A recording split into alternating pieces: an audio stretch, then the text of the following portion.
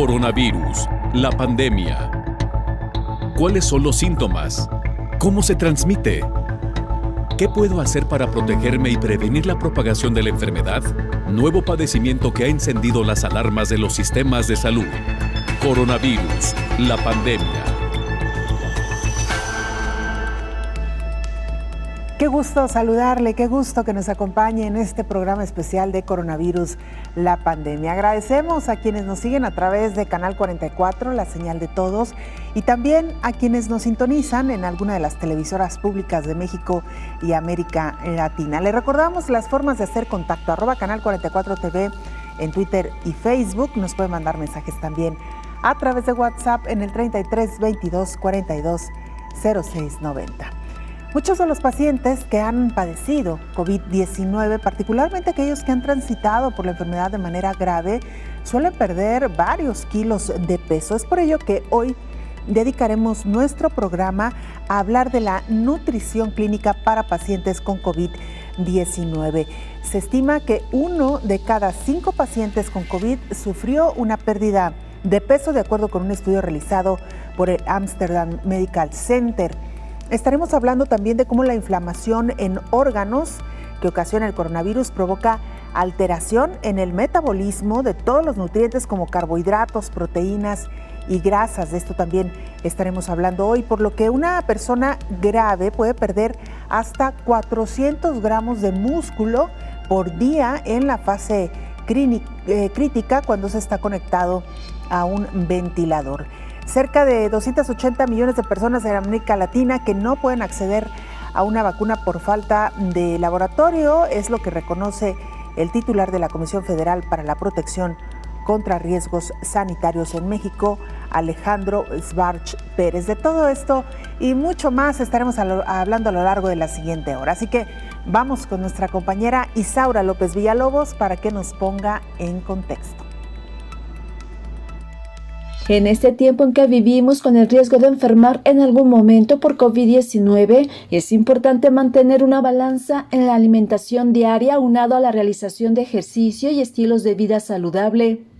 La enfermedad coronaria viene acompañada de múltiples factores que ponen en riesgo la salud y la vida, no solo en quienes tienen enfermedades crónicas y de tipo genético, también en quienes no tienen hasta este momento algún daño en su salud. Salud se define como un estado de completo bienestar físico, mental y social, y no solamente la ausencia de afecciones o enfermedades. Para tener un estado completo bienestar es responsabilidad de cada individuo. Debido al confinamiento aumentó la tendencia a inactividad física por largos periodos de tiempo, sin adaptar los hábitos de consumo, ha originado alteraciones en la alimentación que puede perjudicar al organismo. A 1 año y medio de la pandemia y en el encierro vivido, incrementó el consumo de alimentos altos en calorías, con ello la obesidad y sobrepeso, principales factores para presentar hipertensión y diabetes. El cuidar la alimentación en estos grupos de personas es fundamental, pero también con mayor énfasis en pacientes que enfermaron por COVID-19. Debe considerarse de alto riesgo nutricional. La intervención debe ser integrada en su tratamiento tanto en los que ingresan como en los que no a las unidades de cuidados intensivos. La dupla sarcopenia y disfagia es consecuencia de la enfermedad grave, no siempre bien valorada ni manejada, señalaron expertos en la mesa de diálogo titulada Amistades peligrosas, desnutrición, obesidad y COVID-19. La doctora María Ballesteros, de la Unidad de Nutrición Clínica y Dietética del Complejo Asistencial Universitario de León, España, mencionó que los pacientes más graves, como son los mayores y los pluripatológicos con los síntomas de la enfermedad coronaria, tienen mayor dificultad en una alimentación adecuada, además de la respuesta inflamatoria de gran magnitud, por lo que presentan especial riesgo de desnutrición. Los especialistas se pronuncian por un abordaje socionutricional médico en pacientes pluripatológicos y con COVID-19, tanto para quienes tienen la enfermedad leve sin ingreso y para quienes ingresan a las unidades de cuidado intensivo de forma grave. Informó Isaura López Villalobos. Saludamos a Pablo Gómez, corresponsal de la agencia EFE, para que nos presente el informe más reciente de la Organización Mundial de la Salud. Pablo, te escuchamos. Adelante con la información. Hola, ¿qué tal? Muy buenos días, Belén. Buenos días a todo el auditorio de Canal 44. La variante Delta del coronavirus obliga a avanzar cuanto antes en la vacunación con todas las dosis requeridas, sobre todo entre los grupos más vulnerables, ya que esta variante parece ser más transmisible que la original. Así lo apuntan especialistas españoles consultados por la agencia EFE. Surgida en India el otoño pasado, su presencia se ha extendido de forma significativa por países como el Reino Unido, donde supone más del 90% de los nuevos casos. Los datos que llegan de la salud pública del Reino Unido apuntan a que esta variante tiene menor eficacia con una dosis de vacuna. Sin embargo, las 2 dosis de Pfizer o AstraZeneca son lo suficientemente eficaces como para controlarla y serían efectivas para prevenir la hospitalización. Reino Unido es el país europeo que más contagios está registrando por cada 100.000 habitantes en los últimos 14 días, cuando hace 4 semanas era el tercero con menor incidencia. Esa situación ha empeorado por la mayor transmisibilidad de esa variante Delta y la mejora del resto de estados europeos. Reino Unido está séptimo en el ranking de países a nivel global, que sigue encabezado por Estados Unidos con más de 33 millones de casos. India se acerca a los 30 millones y Brasil supera ya los 17,8. En número de fallecidos, Estados Unidos oscila alrededor de los 596.000, Brasil ya dejó atrás los 500.000, India casi alcanza los 390.000 y México le sigue con más de 231.000. Por regiones, América supera los 70,8 millones de casos positivos y casi 1,9 millones de muertes. Le sigue Europa con más de 55,3 millones de contagios y cerca de 1,2 millones de fallecidos. Y el sudeste asiático va a continuación con más de 34 millones de positivos y situándose en unos 472.000 muertos. Los casos de COVID-19 superan ya los 178 millones en el mundo según los últimos datos notificados por la Organización Mundial de la Salud y el total de fallecidos a nivel global sobrepasa los 3,86 millones. Reportó desde Europa Pablo Gómez para el programa Coronavirus la Pandemia. Bueno, pues ahí tiene usted esta información y precisamente nos quedamos con este dato que ofrece la Organización Mundial de la Salud respecto a la variante conocida como Delta, porque dicen los expertos que será la que domine en las próximas transmisiones. La jefa científica de la Organización Mundial de la Salud, Soumya Swaminathan, hizo una advertencia sobre lo que ahora significa la variante Delta, que fue identificada inicialmente en India. La variante Delta está en camino de convertirse en la variante dominante a nivel mundial debido a su transmisibilidad significativamente mayor. El viernes pasado, el director de la Organización Mundial de la Salud, Tedros Adhanom Ghebreyesus, expuso que la meta global es vacunar al menos al 10% de la población de cada país en septiembre, al menos al 40% al fin de año y a 70% a mediados del próximo año. Dijo que más de la mitad de todos los países y economías de ingresos altos y medianos han administrado dosis suficientes para vacunar completamente al menos al 20% de su población, pero que solo 3 de 79 países de ingresos bajos y medianos han alcanzado este mismo nivel. Además, agradeció la donación anunciada de vacunas del Grupo G7 y exhortó a que otras naciones sigan su ejemplo. Informó Elizabeth Ortiz. Y mire, una no muy buena noticia en el ámbito del desarrollo de las vacunas. Resulta que esta que se desarrollaba en un laboratorio alemán y que es conocida como CureVac, lamentablemente no dio los resultados esperados. Era una de las grandes esperanzas de la Unión Europea, que había encargado más de 400 millones de dosis. Pero el proyecto de vacuna contra el coronavirus del laboratorio alemán CureVac sufrió un importante revés, luego de que un análisis intermedio mostrara que su eficacia de prevención es menor al 50%. El impacto fue duro para el grupo, cuyas acciones cotizadas en Nueva York perdían el jueves más del 40% en la plataforma bursátil alternativa Tradegate. La firma fue una de las primeras que se lanzó en la carrera de las vacunas y hasta hace poco pensaba sacar al mercado un fármaco eficaz en mayo o junio de este año. Su inmunizante se basa en la tecnología del ARN mensajero, la misma utilizada por las vacunas de los laboratorios Pfizer y Moderna, que llegan a un 95% de eficacia. El director ejecutivo del laboratorio admitió que esperaba resultados más sólidos y argumentó que es difícil obtener una eficacia elevada con la aparición de una gama de variantes sin precedentes. CureVac desarrolla la fase final de sus ensayos clínicos con unos 40.000 voluntarios en Europa y América Latina. Si la eficacia final no mejora, los expertos consideran que una comercialización parece improbable. El responsable de la estrategia de vacunación en la Agencia Europea de Medicamentos pidió prudencia aunque el fármaco no alcance el 50% de eficacia mínima requerido. Hace un año, el gobierno alemán compró por 300 millones de euros una participación del 23% del laboratorio, tras un intento de las autoridades estadounidenses de conseguir derechos exclusivos ante una potencial vacuna. En contraparte, Novavax, que es otra de las vacunas que está en desarrollo, alcanzó 90% de eficacia incluso con las nuevas variantes. La vacuna de Novavax contra el COVID-19 tiene una efectividad de más del 90%, incluso contra las variantes del coronavirus. La información fue brindada el lunes por el laboratorio estadounidense, que realizó un estudio a gran escala en 2 países.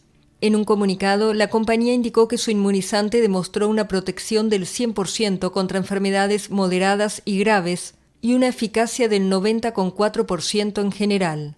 En el estudio participaron cerca de 30.000 personas de 119 lugares de Estados Unidos y México.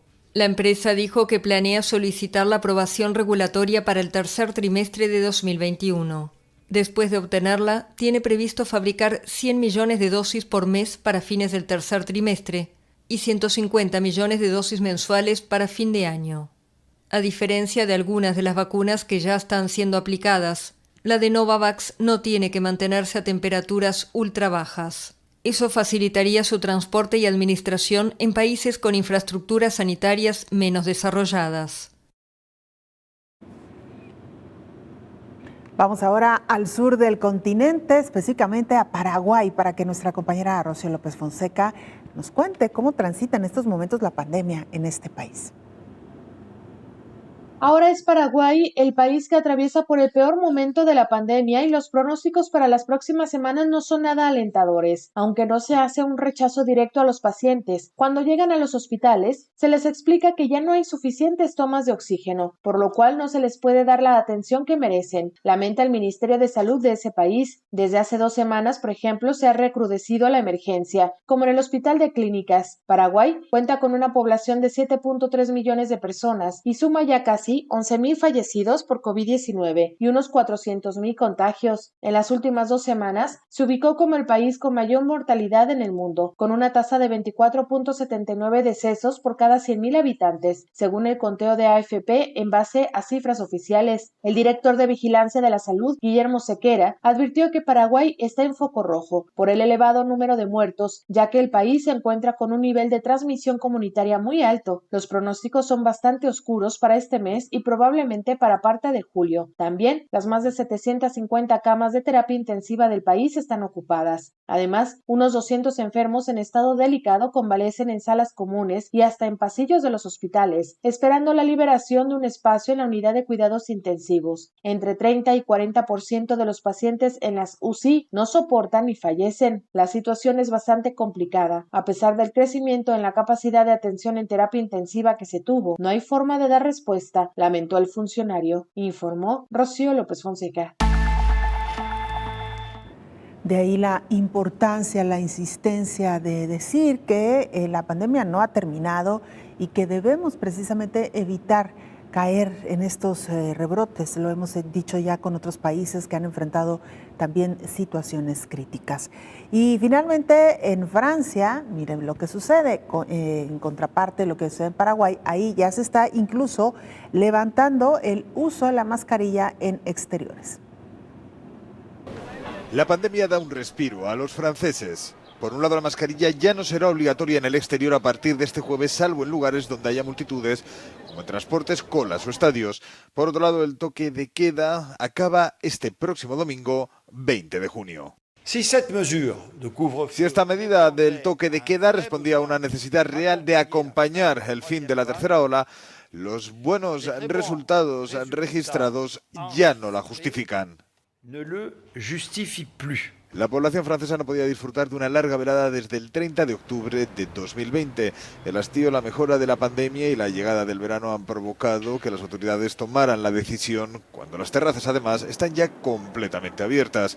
El número de personas en el interior de los locales de restauración sigue estando limitado. El presidente español, Pedro Sánchez, también ha anunciado que pronto la mascarilla dejará de ser obligatoria en exteriores. Hacemos una pausa, es muy breve, regresamos con más información.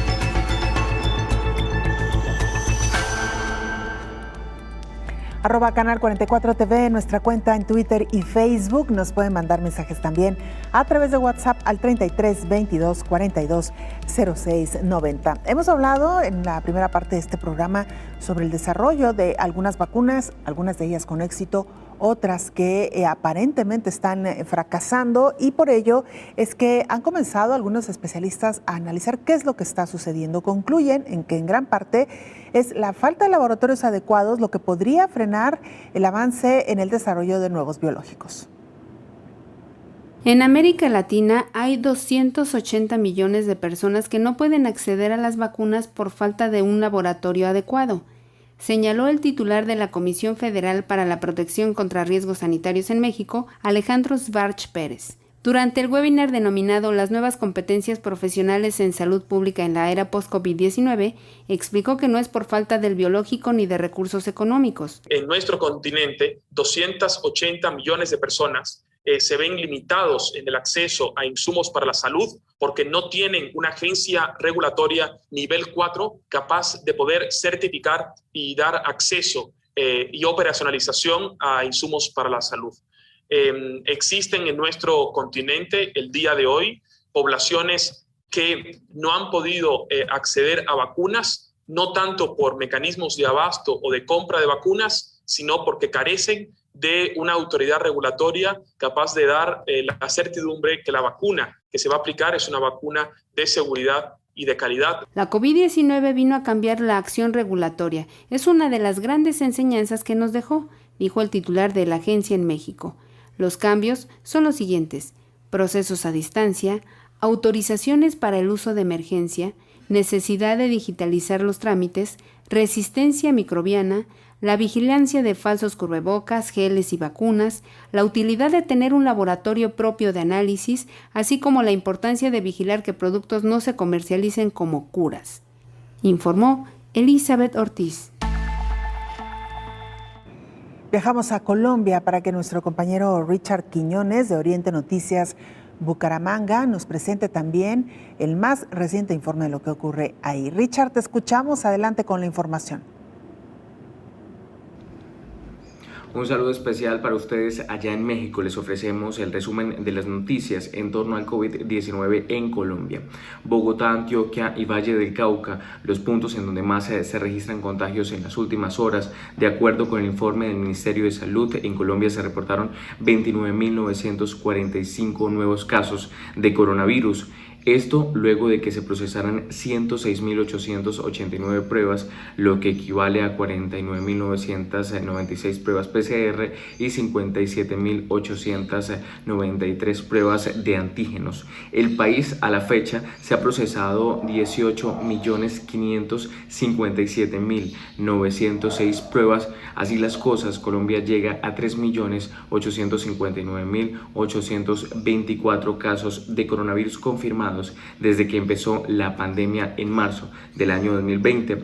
Por otro lado, el reporte da cuenta de 596 fallecidos más por el coronavirus, de los cuales también 521 corresponden a días anteriores. Con esta actualización, la cifra de fallecidos en Colombia asciende a 98.856 muertos. En las últimas 24 horas, además, se reportan 24.136 pacientes recuperados. Mientras tanto, ya son más de 3.500.000 586.927 pacientes que a la fecha se han recuperado totalmente de COVID-19, superando la enfermedad en esta región.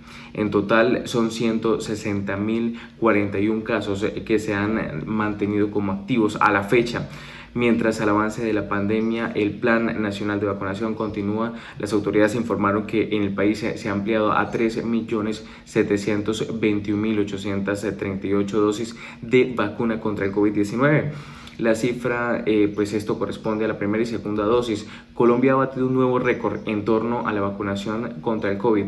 En la última jornada de vacunas inyectaron más de 330.827 personas, de las cuales 175.000 corresponden a la segunda dosis. De esta cifra, 4.855.000 corresponden a la segunda dosis. También en las últimas horas se han reportado estas generalidades del avance.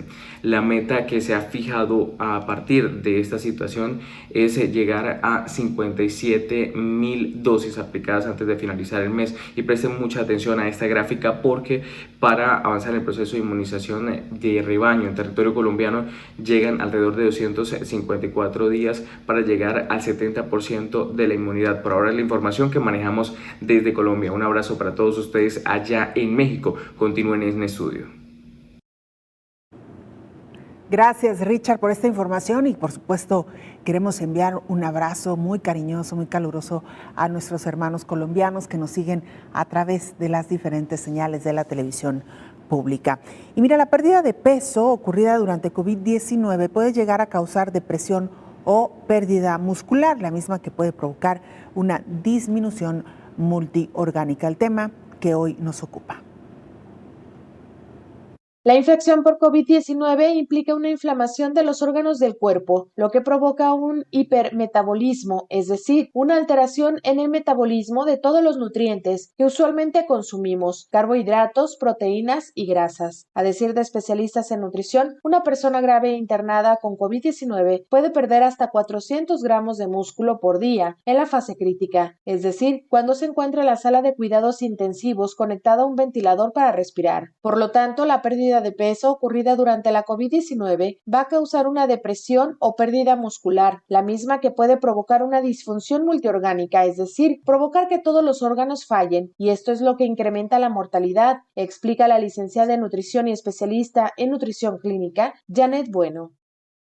Después de COVID, ¿qué es lo que hay que cuidar? Bueno, si fue severamente afectada el estado de salud y por ende también de nutrición, habrá que evaluar si hubo pérdida de peso.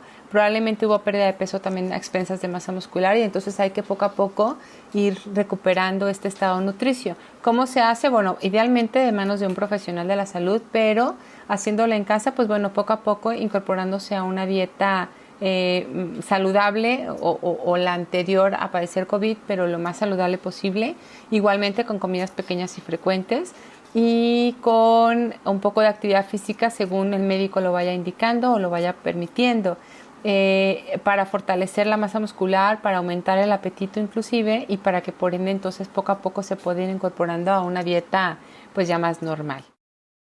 Cuando existe una pérdida rápida de peso, el paciente suele presentar mucha debilidad debido a los problemas en el metabolismo energético y en la capacidad del cuerpo para tener energía, y es que el cuerpo se descompensa y se da un desequilibrio causado por estas pérdidas muy agudas de peso, por lo que cuando esto ocurre se recomienda acudir a un especialista, informó Rocío López Fonseca.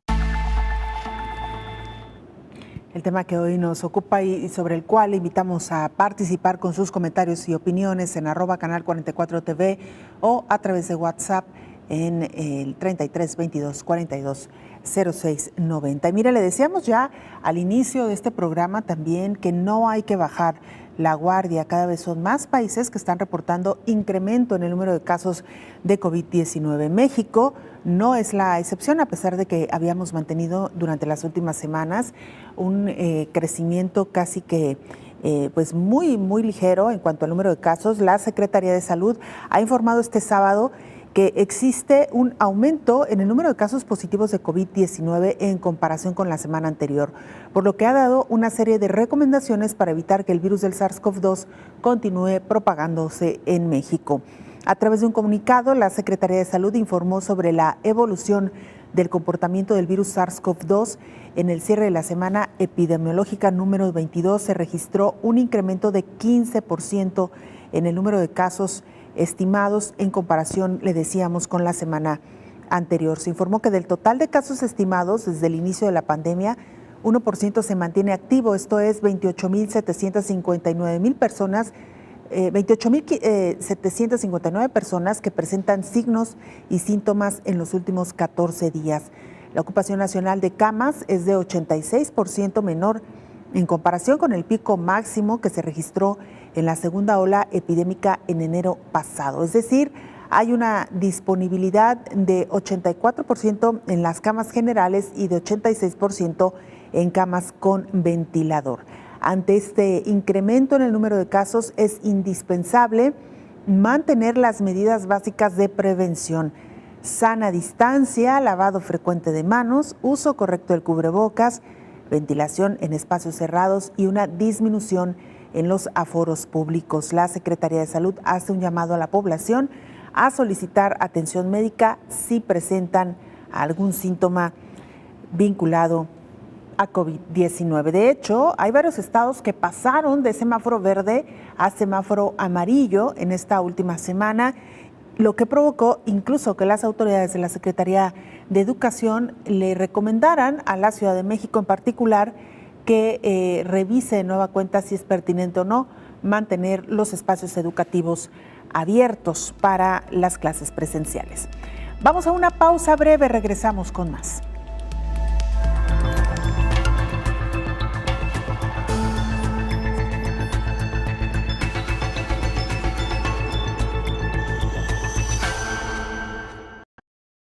Coronavirus, la pandemia.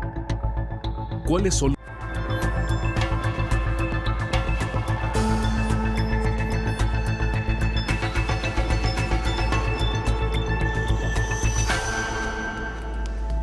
El tema que hoy abordamos en este programa especial es la pérdida de peso en pacientes que han padecido COVID-19. Escuchamos el siguiente reporte de nuestra compañera Elizabeth Ortiz. Un estudio reveló que 1 de cada 5 pacientes con COVID-19 sufrió una pérdida de peso grave, mientras que 73% tuvo un riesgo de sarcopenia, es decir, pérdida muscular. Entre los investigadores está la especialista Nicolette Wiersma del Amsterdam Medical Center. Se trata de un análisis de 407 pacientes hospitalizados con COVID en 4 instituciones universitarias, donde se recopilaron datos durante las consultas dietéticas. Las quejas más comúnmente reportadas fueron disminución del apetito en 58%, sensación de estar lleno en el 49% y la dificultad para respirar en el 43%. 1 de cada 3 pacientes experimentó cambios en el gusto, pérdida del gusto o pérdida del olfato. Antes del ingreso hospitalario, el 67% de los pacientes presentaba sobrepeso. El 35% se caracterizó por desnutrición, principalmente por una pérdida de peso considerable.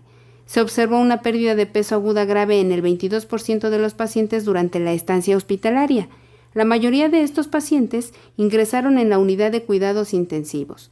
Además, se advirtió un alto riesgo de sarcopenia en el 73% de los pacientes durante el ingreso hospitalario.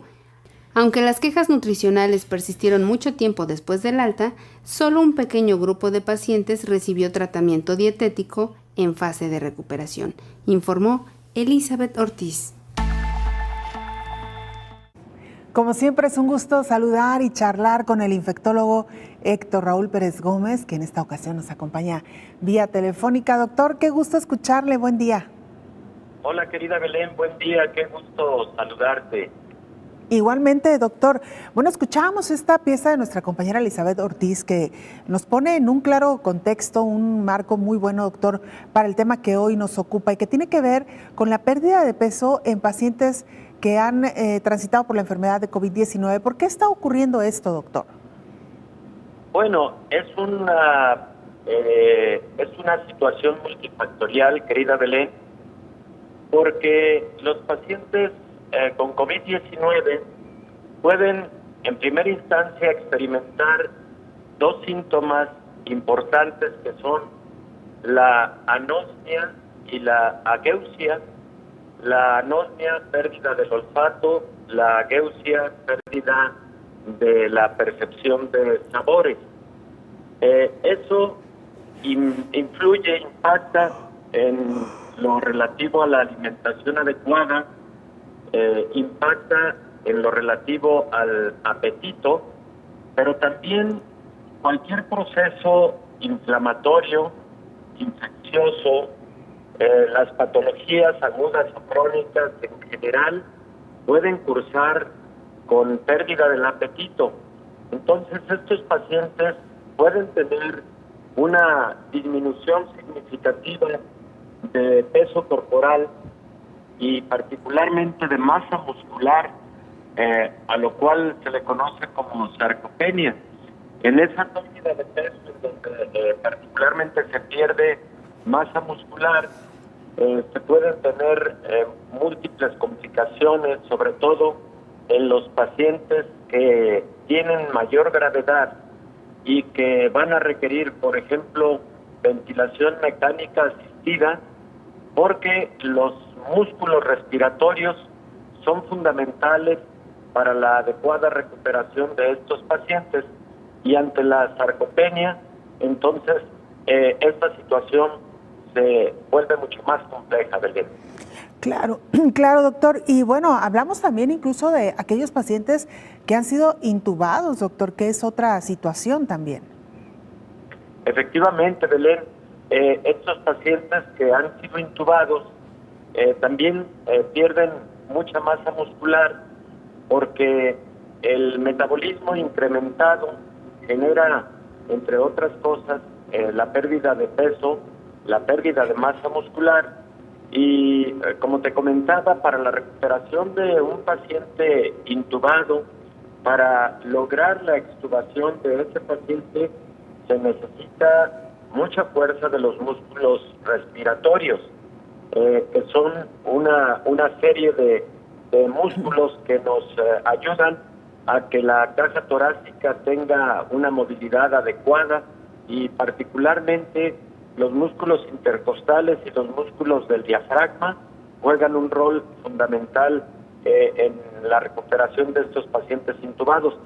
De ahí la importancia de la adecuada nutrición del paciente con COVID, no solamente del paciente con COVID que se encuentra ambulatorio, sino particularmente del paciente con COVID grave que se hospitaliza. Al paciente que se hospitaliza necesitamos asegurarle una adecuada nutrición y particularmente un adecuado aporte de proteínas, Belén, que le permitan resguardar y no perder la capacidad muscular, la masa muscular particularmente. Esta suplementación, doctor, si le podríamos llamar de alguna manera, ¿en qué momento se decide por parte de los médicos comenzar? Es decir, si ya en pacientes que están perdiendo masa muscular, o se puede realizar de manera preventiva. Se debe realizar de manera preventiva, Belén, porque en pocos días se puede tener tal pérdida de la masa muscular que entonces el fenómeno contribuye a mayor gravedad y eventualmente pueda hacerse irreversible, en términos de que la gravedad de la enfermedad lleve a mayor dependencia de la ventilación mecánica asistida, es decir, la intubación y la utilización de ventilador mecánico, y esto pues evidentemente puede convertirse en una situación de mayor severidad. Entonces, como bien tú lo señalas, es importante que desde el momento en que hacemos diagnóstico de COVID, vigilemos la adecuada nutrición del paciente, pero además, no solamente el aporte de proteínas, también el cuidar la cantidad de carbohidratos y grasa que ingiere el paciente, porque recordemos que muchos de estos pacientes tienen enfermedades coexistentes como diabetes, hipertensión, etcétera. Muchos de estos pacientes van a requerir tratamiento con corticosteroides y debemos cuidar los niveles de glucosa, Belén, porque con el uso de corticoides se eleva más la glucosa y una glucosa descompensada en un paciente con COVID genera mayor gravedad de la enfermedad. Claro. Ahora, doctor, quizá la pregunta pues podría resultar obvia, pero no sé si tan obvia en el contexto de una enfermedad como COVID-19 y en el contexto en el que estamos viviendo. ¿Por qué es importante mantener una fuerza muscular idónea, doctor? Bueno, es muy importante, Belén. Primero porque COVID es una enfermedad que afecta a múltiples órganos y sistemas, pero el más afectado de todos, indudablemente, es el aparato respiratorio, los pulmones. Cuando los pulmones están importantemente afectados, Belén, estos pacientes van a requerir una rehabilitación pulmonar en su momento, y para lograr la rehabilitación pulmonar, indudablemente es fundamental la fuerza muscular, no solamente para salir del cuadro agudo de COVID-19, sino también para rehabilitar los pulmones, para disminuir el riesgo de que se genere fibrosis pulmonar y para que estos pacientes puedan reincorporarse a las actividades cotidianas, Belén. Claro, doctor, además de la dieta que usted ya nos ha mencionado, básicamente pues esta suplementación, ¿qué tan importante es también la realización de algunos ejercicios en la medida de lo posible? Efectivamente, Belén, mientras más pronto un paciente con COVID empiece a realizar actividad física, siempre y cuando tengamos certeza de que ya su capacidad respiratoria y cardiovascular lo permite, para no poner en riesgo órganos vitales como el corazón, tenemos que decidir el momento idóneo de la actividad física en estos pacientes, y mientras más pronto el paciente se reincorpore a sus actividades físicas, más pronto va a tener rehabilitación pulmonar y menor riesgo a mediano y largo plazo, por ejemplo, de fibrosis pulmonar, como antes lo comentaba. Oiga, doctor, es importante esto que menciona porque he escuchado el testimonio de algunos pacientes recuperados de COVID-19 que les ha dado una especie de, pues si no de pánico, sí de temor de retomar algunas de sus actividades, sobre todo aquellos que la pasaron mal durante la enfermedad.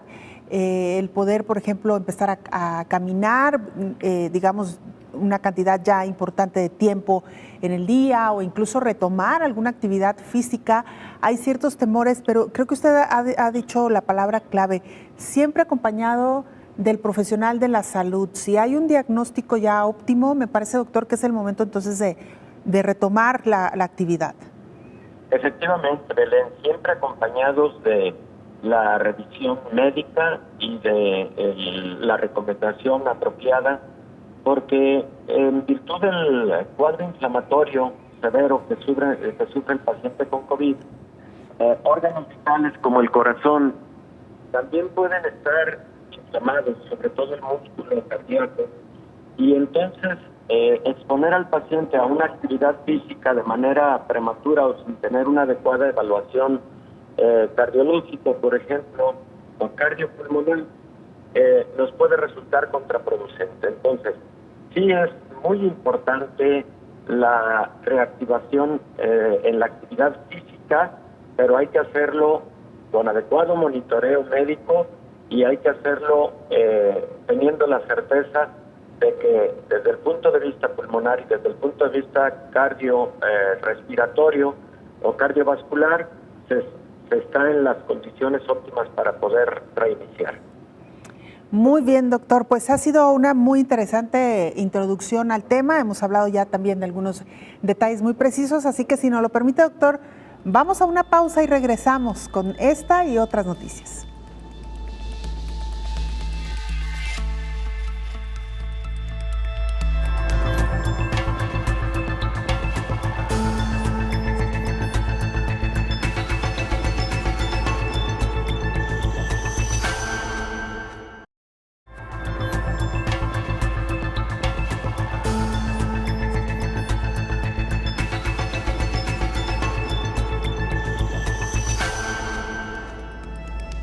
regresar a la normalidad para aquellos pacientes que enfermaron de forma grave de COVID-19 requerirá tiempo y paciencia.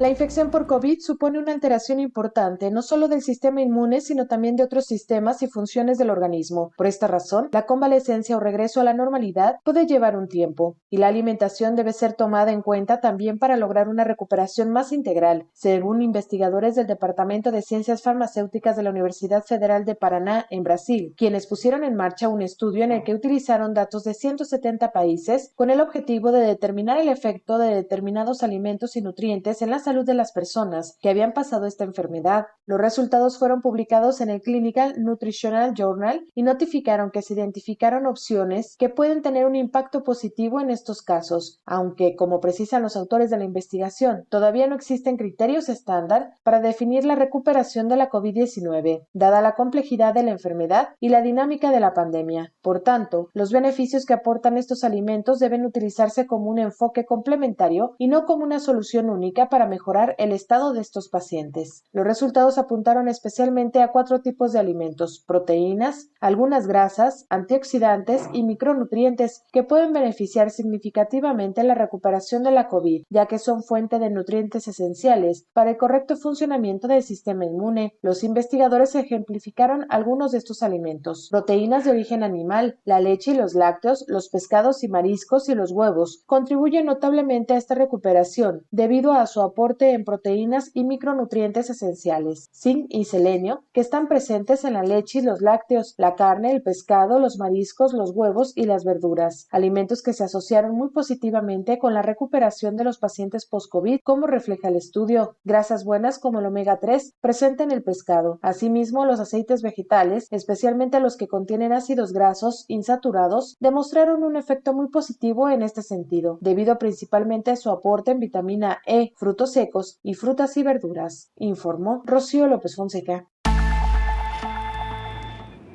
Doctor Héctor Raúl Pérez Gómez, infectólogo, escuchábamos precisamente esta pieza de nuestra compañera Rocío López Fonseca sobre algunas recomendaciones, particularmente en la alimentación, y pensaba, doctor, también la importancia de acompañar a los pacientes recuperados de COVID-19, pues podríamos decir que casi de forma multidisciplinaria, desde el médico que ha llevado el tratamiento hasta un nutriólogo en aquellos casos donde se ha perdido una cantidad importante de kilos de peso, doctor. Sí, Belén, definitivamente. Y mira, al respecto de lo que comentas, recordemos que la mayor parte de pacientes con COVID-19 que se presentan con gravedad y que se presentan con riesgo de necesidad de hospitalización o de letalidad son pacientes mayores de 60 años de edad. A partir de los 60 años de edad, la sarcopenia puede volverse más importante en el ser humano de forma natural. Entonces, digamos, juntan 2 factores: la gravedad que el COVID puede generar en pacientes en estos grupos de edad, pero además también una condición nutricia que puede de antemano estar en deterioro. Por ese motivo, tienes toda la razón, es importante el manejo integral del paciente con COVID, en donde, si bien los médicos jugamos un papel importante, también el equipo de nutrición juega un papel fundamental, y sobre todo en el paciente grave.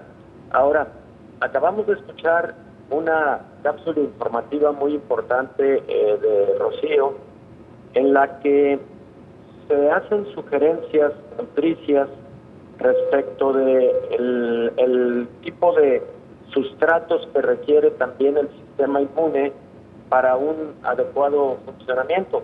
Y ahí, por ejemplo, la vitamina D, la vitamina B, sobre todo vitamina B12 y vitamina B1, y el zinc juegan un papel fundamental, de tal manera que los alimentos que comentaba Rocío en su nota deben asegurarse en lo relativo a los pacientes, por ejemplo, ambulatorios, porque eso puede ayudar no solamente a evitar la sarcopenia, sino también a generar un aporte de nutrientes, sustratos óptimos para el sistema inmune. Claro. Ahora, doctor, me gustaría casi que, nos faltan todavía varios minutos, pero ir terminando o ir cerrando con algo con lo que usted iniciaba. La pérdida del olfato y del gusto, que ha sido uno de los síntomas característicos de pacientes con COVID-19, y de qué manera ha impactado esto en la alimentación de aquellos pacientes que incluso ni siquiera fueron pacientes graves, pero que esta condición de falta de olfato y de gusto, vaya que ha mantenido en un verdadero viacrucis a miles de pacientes recuperados de COVID-19, doctor. Sí, Belén. Fíjate que además algunos de estos síntomas, aunque la mayor parte de los pacientes se recuperan en alrededor de 2 semanas, máximo 3 semanas, pero existe un grupo de pacientes que puede tener un estado más prolongado de agencia o de anosmia, lo cual sí impacta en la característica óptima de la nutrición, sí impacta porque reduce el apetito, reduce el gusto por nutrirse, y estos pacientes además están en un estado de ansiedad persistente porque se preguntan en qué momento van a recuperar el olfato, en qué momento van a recuperar el gusto, sobre todo si ya han transcurrido 4, 5 o 6 semanas y esto no ocurre. En ese sentido, la estimación es que aproximadamente el 10% de los pacientes que sufrieron trastornos del olfato o trastornos del gusto por COVID-19 podrían tener un síntoma prolongado como síntoma residual y como parte de lo que conocemos como COVID largo o COVID prolongado, ¿no? Entonces, esto también influye definitivamente, Belén. Sí, doctor, justo a eso me refería. No son pocos los pacientes que han tardado incluso meses en recuperar el olfato o el gusto y, como usted bien lo describía, entran en un estado de desesperación y angustia que puede convertirse también en un círculo vicioso. A mayor ansiedad, menos apetito.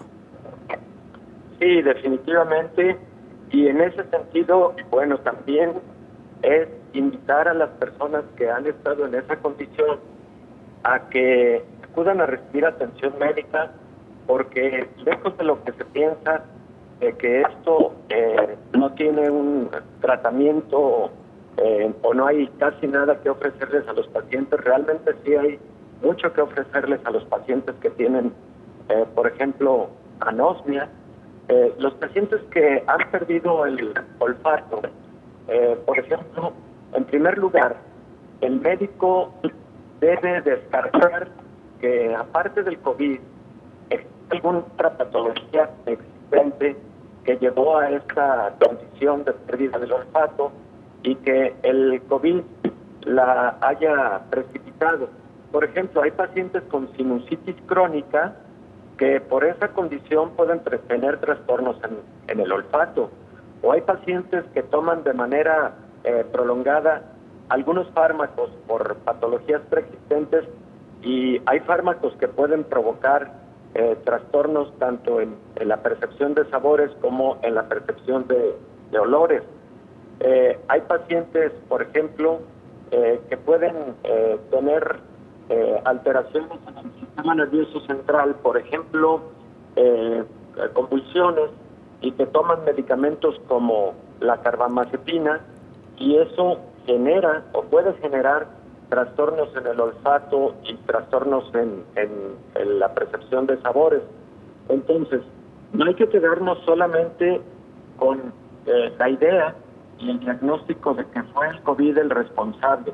El COVID pudo haber precipitado un trastorno de esta naturaleza, pero de fondo también puede haber otras patologías que es muy importante resolver para que de igual manera se pueda recuperar este sentido del gusto y de la olfacción. Totalmente, doctor. Pues nos queda apenas un par de minutos para despedirnos, doctor. Insistir entonces en el cuidado, en el seguimiento a aquellos pacientes de COVID-19. Discúlpeme, doctor, discúlpeme. Al contrario. Y bueno, darles el seguimiento con los expertos, los especialistas, y no dejar pasar este tipo de situaciones, doctor, porque a la larga pueden tener también consecuencias. Sí, Belén, atenderlas oportunamente, y creo que tú has dicho algo fundamental. La atención del paciente con COVID debe ser integral. Desde el inicio, cuidar su estado nutricio, independientemente de si este paciente es un paciente que tiene un COVID leve o moderado, o si es un paciente que está evolucionando a un COVID grave. Independientemente de eso, deberán ser pacientes en que el estado nutricio debe cuidarse adecuadamente para que no exista sarcopenia que pueda complicar las cosas, y que si se presenta gravedad no nos permita actuar de manera oportuna y genere mayores condiciones de dificultad a la hora de tener que extubar a un paciente que requirió ventilación pulmonar asistida. Doctor, como siempre, es un gusto charlar con usted. Aprendemos todos los días muchos aspectos relacionados a esta enfermedad de COVID-19. Gracias, doctor. Muchas gracias, Belén. Perdón que haya sido hoy a la distancia, una situación personal ineludible, pero mañana estoy ahí con todo gusto. Un fuerte abrazo. No se preocupe, doctor, por acá lo esperamos y acá nos veremos. Que tenga un gran día, doctor. Igualmente, Belén, buen día. Es el infectólogo Héctor Raúl Pérez Gómez. Nosotros llegamos así al final de este programa especial, no sin antes recordarle que puede seguirnos a través de la señal de Todos. Hay retransmisión de este programa en caso de que usted no haya podido verlo. Verifique también los horarios de transmisión en las diferentes televisoras públicas que se suman a esta señal en México y América Latina. Nos vamos. Gracias por habernos acompañado.